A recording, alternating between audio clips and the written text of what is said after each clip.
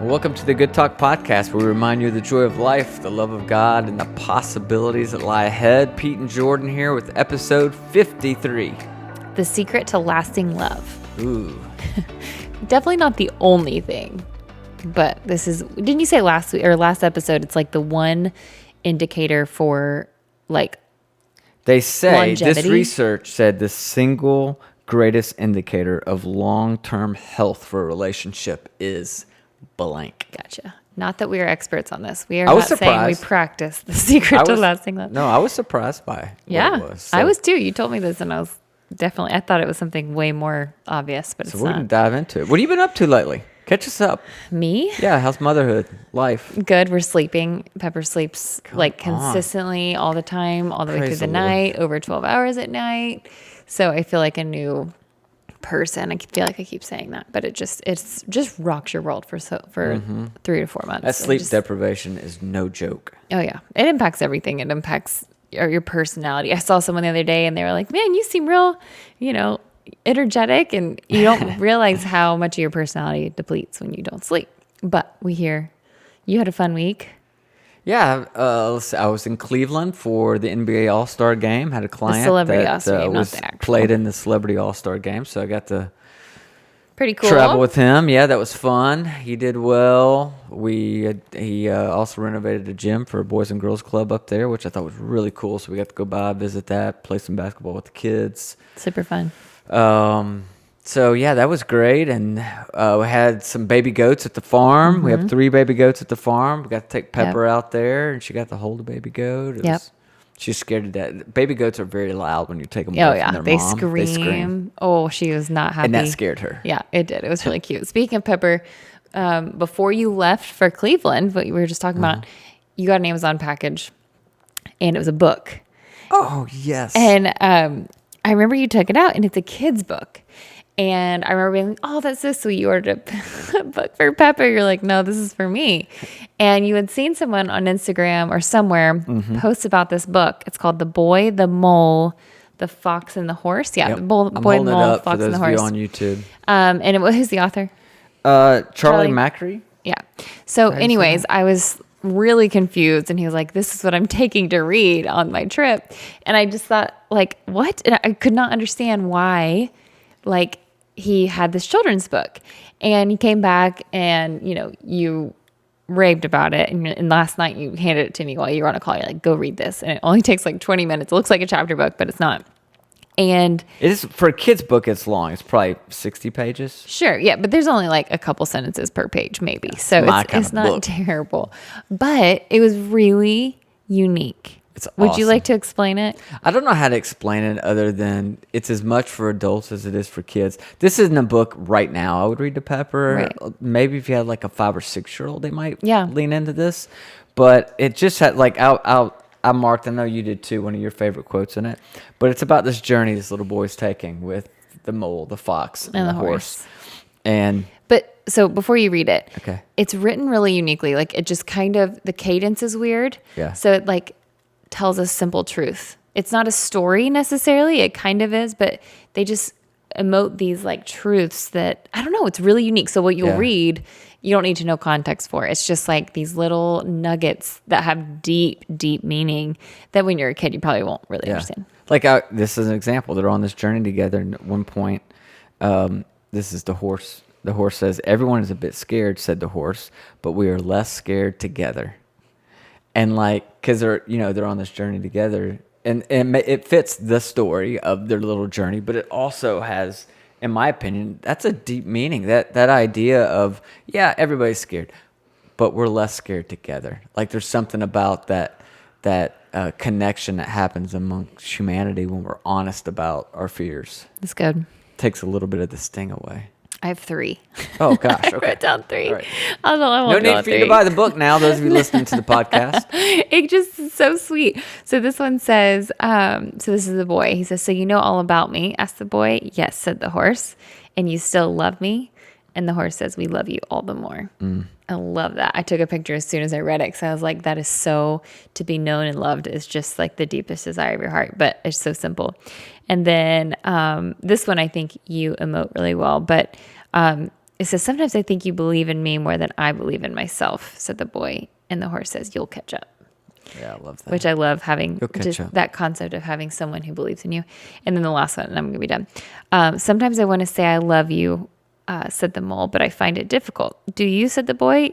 Yes. So I say something like, I'm glad we're all here. Okay, said the boy. I'm glad we're all here. We are all so glad you are here. So I thought that was really sweet and also true. Like, people say I love you in really different ways. And just having the heart and open ear to hear that, I just think was really sweet. So anyways, he teaches these really beautiful, simple concepts beautifully. And he has really cool art. I guess he's an artist too, because I think he's primarily artist. I think it's the only book he's ever. It's really cool. So anyways, The Boy, the Mole, the Fox, and the Horse. If you find it on Amazon, last you looked, I think it's like sold out in a lot of places, but it's been around. It was published in 2019, so it's been around. But anywho, that's our random diatribe of a book you should read, a children's book you should read. And it actually kind of leads into what we're talking about. So we're on, this is not part 2 necessarily, but last week on the podcast, we did talk about the 3 lies about love. We talked about, lie number 1 was that fighting is always bad, or fighting's an omen. And we just talked about, no, you just got to fight fair. Right? Mm-hmm. There's a right way to fight. The second lie was being in love is enough. We're like, no, it's actually not enough. It takes a lot of work, hard work, to keep a relationship healthy. And the third lie was, if I have to ask, it's not worth it. Right? In other words, if they really know me, if they really love me, they should know. Just know. And we're just like, no, it takes, there's a level of communication there that's required. These stealth expectations are extremely dangerous in relationships. Mm-hmm. So this is kind of a follow-up to that, kind of a follow-up to what we just talked about in this kid's book, because a lot of what we're talking about today comes down to the importance of communication. And so I read an article the other day. It's a therapist that I follow, and he's done a lot of research in his private practice and studies and such. And he wrote this. He said, this is the sentence that grabbed me. He said, appreciation is the single greatest indicator of long-term health for a relationship. Full stop. That's what he wrote. Full stop. Like after that. In other words, like period, right? Appreciation is the single greatest indicator of long-term health for a relationship. And I thought, wow, that's very interesting. Not, again, he was talking about romantic relationships, but he also extended that to say that's actually true of all relationships. So even if you're not in a romantic relationship right now, I think this conversation we're having today will be applicable to you as well. Mm-hmm. And what's interesting to me about appreciation being that single greatest indicator for long-term health is that I think appreciation is something that can easily fade in the context of, if you think about early on in a relationship, you show a lot of appreciation for every little thing. Like, oh, I think it's so cute that you do that. Or, oh, wow, you're so smart. I never thought about that before. Or, oh, thank you so much for opening that door for me. Or everything is appreciation because everything is new. And I think it's real easy to unintentionally, in the context of a relationship over time, to just kind of, it's not that, maybe it's not even that you don't appreciate it anymore.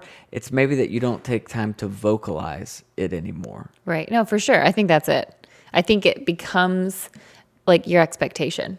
It's no longer above and beyond. It's like, this is what you do. And once, yes, it was like out of the norm. So you were grateful. And then it just becomes expected. And when you don't do it, that's when it's vocalized. Yeah. Yeah. So, I read that, and this dude is a super smart dude. So I wasn't trying to say, oh, I don't think he's right. That seems a little too simple to me. But I've also been in the process, of reading this Brene Brown book, The Atlas of the Heart. And she talks in this book about another book that's written by a guy named John Gottman, who is kind of a world famous therapist, studies marriages, all that stuff. He wrote a book called Why Marriages Succeed or Fail. And his team studied thousands of couples that they put through this study. And they were able to predict, I think this is amazing, right? They were able to predict with 90% accuracy which couples would eventually divorce. Oh. Based on primarily their communication patterns. Wow. And so he defined, and this is Brene Brown talking about John Gottman's research, that the 4 most I'm going somewhere with this, I promise. This is coming back around to appreciation, because I think part of the power in appreciation is that it's keeping you from committing these 4 really criminal communication mistakes that deteriorate relationships so quickly. So here's what he and his team identified as the 4 terrible patterns of communication that will always deteriorate a relationship. Criticism, just attacking or blaming your partner. Defensiveness, it's victimizing yourself in the process. Contempt, which is attacking their sense of self, attacking their character. And then stonewalling, which is withdrawing to avoid conflict. That those 4 patterns are hands down extremely destructive. Yeah. And are always a predictor of whether or not a relationship's going to make it. If those are their common patterns of communication, it's probably not going to last. Criticism, defensiveness, contempt, and stonewalling. Yep. So true. And what I think appreciation does, as simple as it sounds, is it really starts to break down those negative communication patterns and instills a much more positive approach to how you view one another. Does that make sense?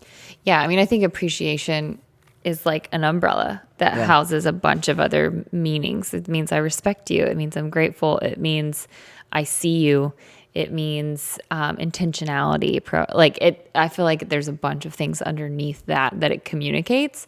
Because appreciation, when I think of it, I'm like, no, there's so much more. But then when you break it down, you're like, no, that's actually a massive part of all of the pieces of appreciation.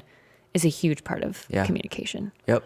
And I would say they didn't go into this in either one of these books I'm mentioning or an article that I read. But I think appreciation is not a condition of the heart. It has to be an act of the mouth.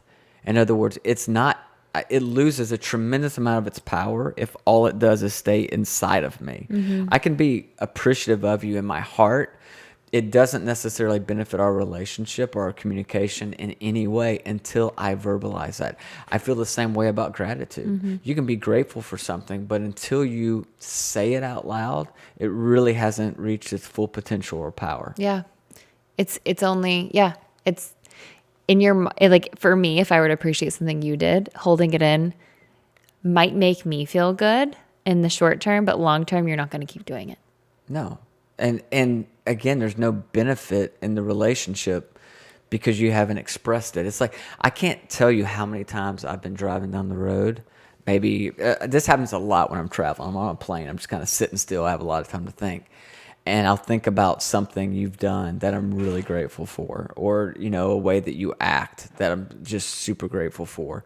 And I'll think about it in my mind, and I'll literally think, I got to tell her that.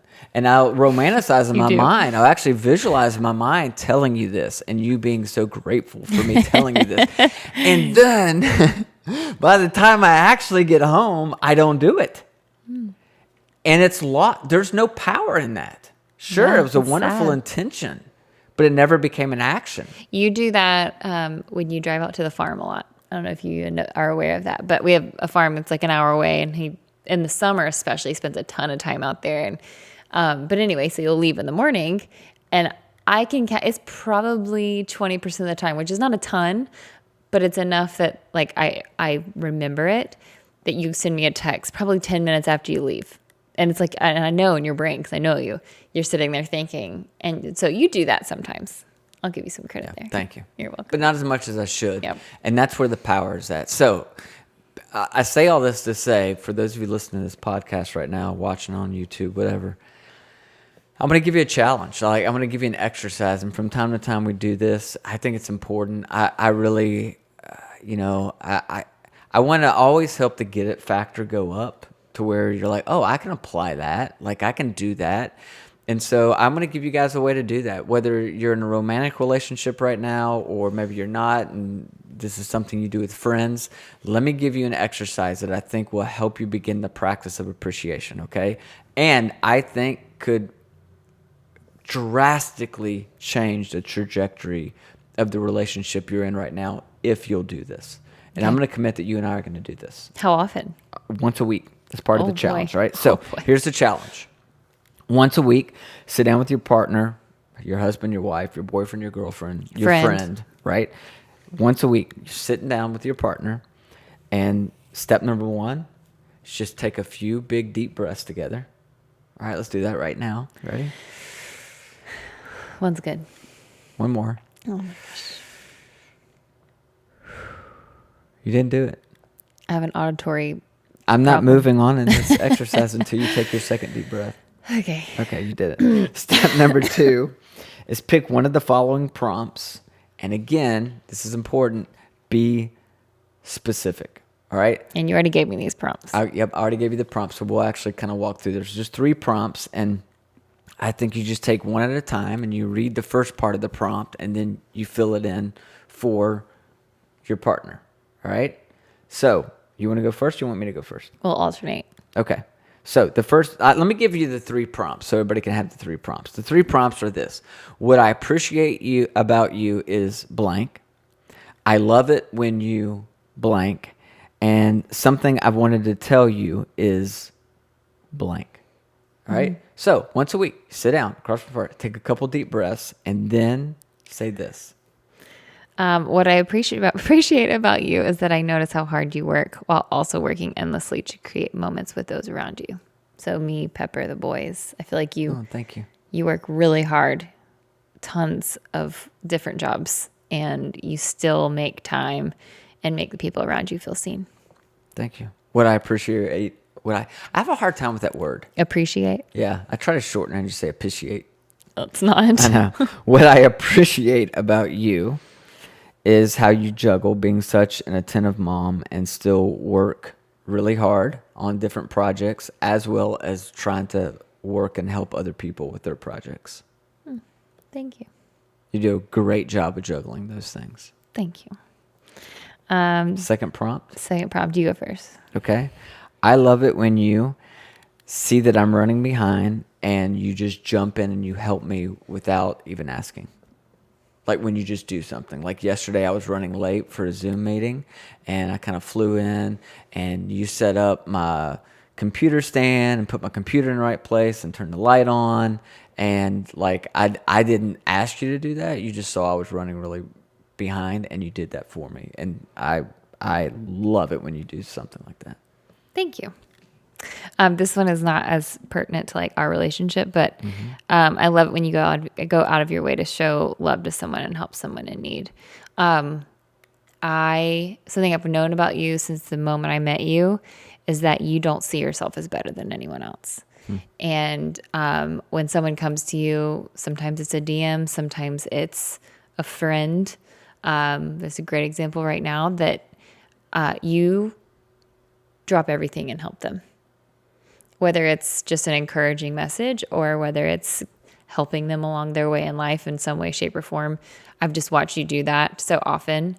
And even in the little moments of just love and kindness, like you never pass someone without speaking to them or acknowledging them. I just think that's amazing. Thank you. It's very kind. I think, and can I pause right now because I think this is really important for those of you listening. Part of this exercise and the way that it works for it to be successful is not just the person who's verbalizing the words. What is equally as difficult and maybe more difficult for a lot of us is sitting there and hearing it. Yeah. Accepting it, not excusing it away of, oh no, you caught me on my best moment, or or that's not typically what I don't make excuses for it or shut it down.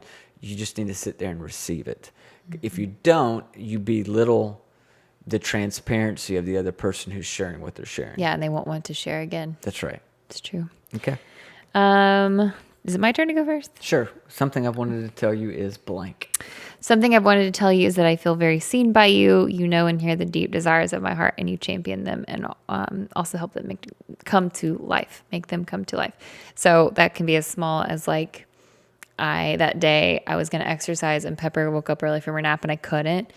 If I just express that, you say immediately, you're like, okay, I have this time this afternoon that I'm not working. I'll watch Pepper and you can exercise. Something little like that too. I'm missing my family. Okay. I can move some meetings on this Friday afternoon and we'll get there on Friday. You hear me. and you don't just hear me, you actually take action on the things that I need your action in to make those things come to life. Something I've wanted to tell you is that I'm blown away by your ability to brand things, and I think you should explore that more. You just outed me on our podcast. I know I did, but I'm serious. Like she just did this whole branding thing for a friend of ours, and like everything from colors to names to looks. So this is what your Instagram pictures and should be, and like all this stuff. And you whipped it all out in like an hour. Well, thank you. It's amazing, and I think you should explore that more. Thank you. Because that's a gift, and not everybody has that. FYI, that's like literally a brand new brainstorm business that I am thinking through, and now it's out there for I didn't say everyone even to know if I had to don't be do it. a business. I'm just appreciating your gift. You said I should explore it. Yeah, so that was appreciation / encouragement. Okay, thanks. Thank you. Or both of them in there. So that's it. That's the exercise. I like it. I'm telling you, you do that once a week with your partner, and just will you try it for a month? Once a week for a month. Do those 3 prompts. What I appreciate about you is what I love it when you blank, and something I've wanted to tell you is blank. You do that once a week for a month, and tell me if it doesn't start to increase the level of intimacy in your relationship. Mm-hmm. That's good. I like it. It will. I mean, it's a simple exercise, but I think it has the ability to make a huge difference. Yep. And doesn't it make you want to do those things more?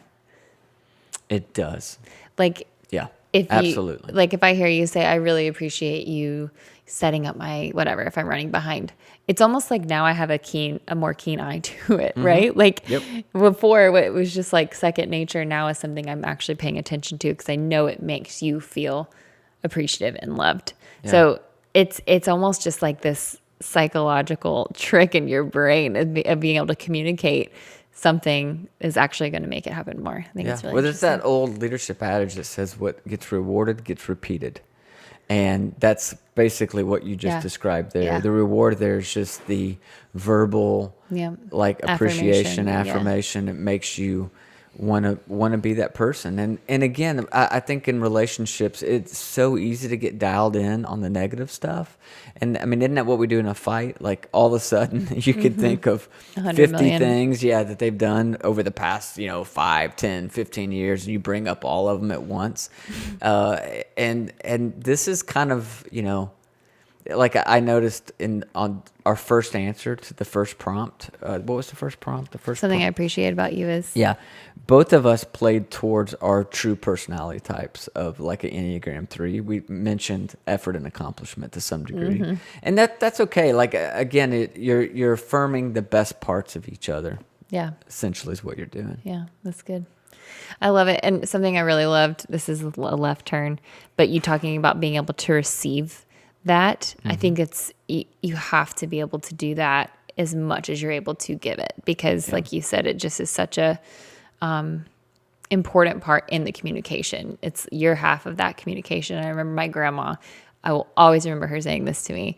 She one day had said, "Oh, Jordyn, you look so beautiful." And I was like, "Oh no, I have my hair or my blah, blah, blah."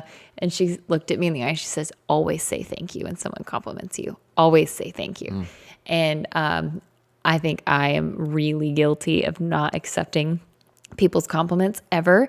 Like the woman you were talking about who I did the branding exercise for, I was like, no, it's super easy. It took me an hour. Like, you don't even have to use it, blah, blah, blah. Like, I can't receive. Yeah. And so I think it's equally as important when you're giving that affirmation and encouragement to also just receive it well and believe it, because those things are true. Someone's not telling you those things. Someone that you love dearly is not telling you those things just for the heck of it. So receive it and be loved. Yeah. That's great. And I think the goal here is that maybe a year from now, you don't have to do this formal exercise. Yeah. Then maybe it just becomes a part of the very fabric of your relationship. Mm-hmm. But it's missing to such a degree for the vast majority of us that we really do need a prompt like this. Yeah. And life gets busy, right? And one of the first things that's going to disappear when life is busy and your marriage is busy and you're going this way and your partner's going the other way and you got little kids and all, one of the very first things that's going to disappear is your appreciation and affirmation for each other. The vocalization of it. Absolutely. Yeah. And so I think we need these prompts to slow down and actually share that with one another. So I hope that you guys will find this really helpful. I'm watching our baby on the baby monitor. She's starting to stir, which means our time with you guys is running out very quickly. But we have enjoyed it. We've loved it.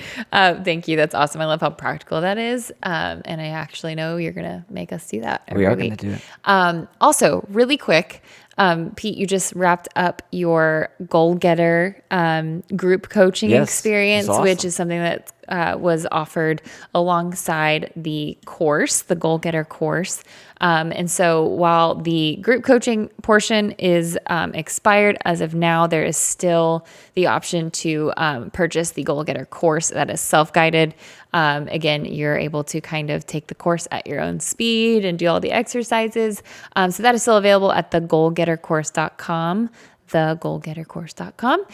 So if you're interested in that, you can learn more about it there. There's a video kind of will tell you all about what the course offers and how you can best chase after your biggest dreams in life. So Yeah. that's available. There you go. As always, guys, we're so grateful for you. Thanks for being a part of this podcast, for listening, for sharing it with other people, for subscribing, for leaving reviews. It all means the world to us. We're grateful. And that was another Good talk.